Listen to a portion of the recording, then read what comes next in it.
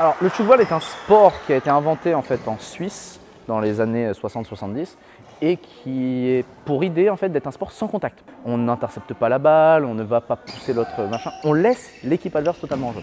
Et on a, comme vous pouvez le voir, un cadre où les joueurs doivent tirer dessus et faire en sorte que l'autre équipe ne rattrape pas la balle après le rebond.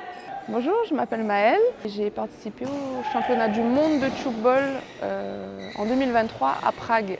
Et je suis joueuse de tchoukball depuis maintenant 11 ans. J'ai découvert le tchoukball grâce à des amis qui, eux, ont commencé le tchoukball. C'est eux qui étaient le premier joueur de tchoukball à l'époque.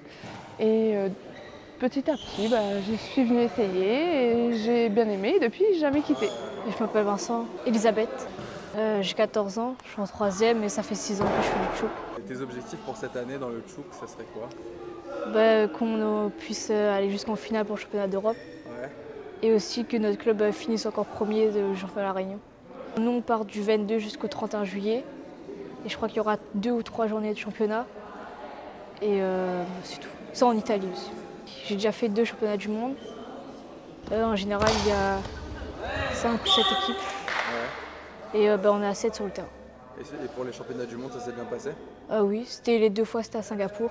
La première fois, les 2 fois on a fini 6e, mais on avait très bien joué. On a en fait un programme qui va se dérouler de 2024 jusqu'à 2027. Et l'idée ce serait que 2027, on ait au moins été premier sur un des championnats européens, que ce soit en M12 ou M15 ou M18, et au moins dans le top 5 mondial. 2025, on a le championnat du monde de beach, 2027, championnat européen, et 2026, championnat européen, 2027, championnat du monde. On a fini 3e mondiaux sur les M18 en 2019. Les M12 ont été champions d'Europe en 2017, il me semble, ou 2019 aussi, 2017 je crois. Ils ont été champions d'Europe avec uniquement des joueurs réunionnais.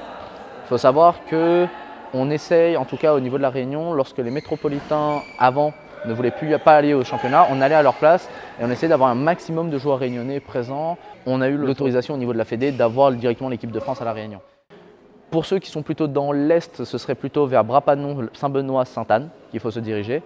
Vers le Sud, on a plutôt le Tampon et dans les Hauts, on aurait la plaine des Palmistes. Et après, dans le Nord et l'Ouest, c'est Saint-Leu et Saint-Denis.